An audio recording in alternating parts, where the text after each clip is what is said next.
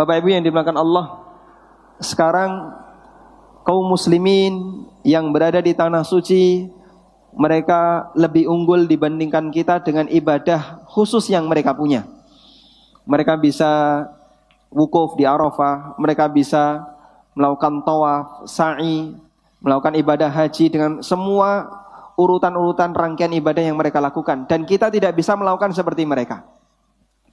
Maka jangan sampai kita kalah untuk mendapatkan keutamaan di sepanjang 10 pertama bulan Dzulhijjah ini.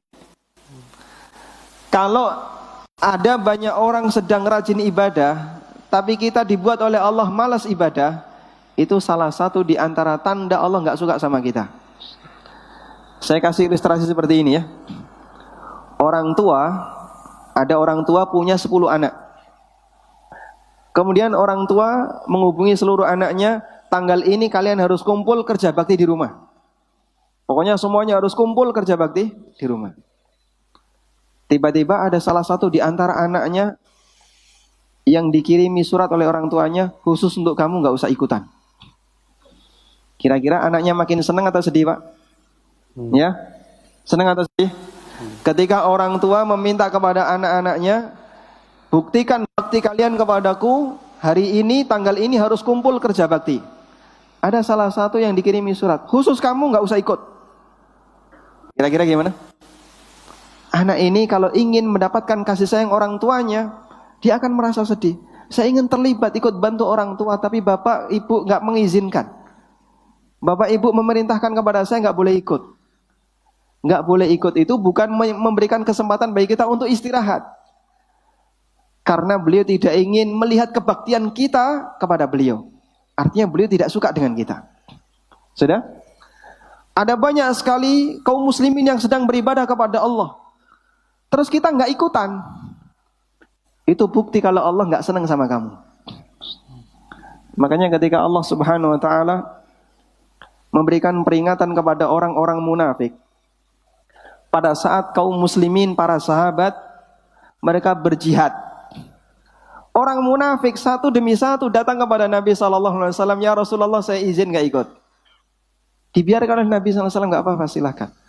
Satu demi satu izin, saya nggak ikut ya Rasulullah, saya izin. Lalu Allah Subhanahu wa ta'ala komentari,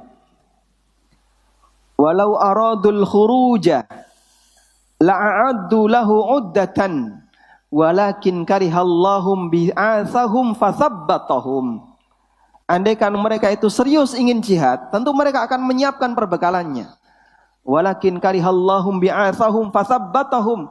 Namun Allah nggak suka melihat mereka terlibat dalam amal ini, sehingga Allah buat mereka malas untuk melakukan amal itu. Kalau yang lain rajin puasa, Anda kok malas puasa, bisa jadi itu tanda Allah nggak suka lihat kita puasa. Itu hukuman atau nikmat? Ya? Hukuman atau nikmat? Hukuman. Masya Allah, yang itu bisa menghatamkan Quran ketika Ramadan, saya kok nggak hatam? Jangan bangga, alhamdulillah, nggak capek. Bisa jadi itu hukuman dari Allah Subhanahu wa ta'ala. Yang lain hatam kok kamu nggak hatam? Malu seharusnya. Bisa jadi itu tanda Allah nggak suka sama kamu. Yang lain sedang rajin takbiran, kita nggak ikut takbiran. Yang lain sedang berlomba-lomba untuk ibadah di tanah suci, Anda nggak ikut. Bukan nggak ikut di tanah suci ya, Anda nggak ikut rajin beribadah di tanah air. Bisa jadi karena Allah Subhanahu wa ta'ala tidak menyukai kita. Hukuman yang diberikan oleh Allah Subhanahu wa ta'ala kepada sebagian hambanya yang tidak disukai oleh Allah, Allah buat dia malas untuk melaksanakan ibadah yang umumnya dikerjakan rame-rame oleh masyarakat, yang umumnya dikerjakan rame-rame oleh kaum muslimin. Nah itu bahaya hadirin. Makanya kita terkadang kita seharusnya merasa malu pada waktu ada kawan-kawan kita ikut ngaji, kita malas ngaji. Ini sama-sama lulusan Al-Azhar, tapi dia ikut ngaji, saya nggak ikut ngaji. Mayoritas ngaji kita sendiri yang nggak ikut. Bisa jadi Allah Subhanahu wa ta'ala karena membenci kita, sehingga Allah buat kita malas untuk melakukan ibadah. Tayyib, Anda pernah nggak ketika mau melakukan ibadah terus terhalangi kaca, kok saya nggak bisa gerak? Nggak ada ya. Allah tidak menghalangi kita dengan cara seperti ini, tapi Allah menghalangi kita dengan batin. Allah tidak memberikan petunjuk kepada kita, sehingga kita menjadi malas untuk melakukan kegiatan ketaatan. Yang lain taat, kita nggak bisa taat. Yang lain baca Quran, kita nggak baca Quran. Yang lain mau belajar, kita nggak mau belajar. Bisa jadi itu tanda Allah subhanahu wa ta'ala benci dengan kita. Sehingga Allah nggak ingin lihat kita melakukan ketaatan sebagaimana yang lain. Ini yang perlu kita waspadai hadirin. Nah, masing-masing kita punya kekurangan.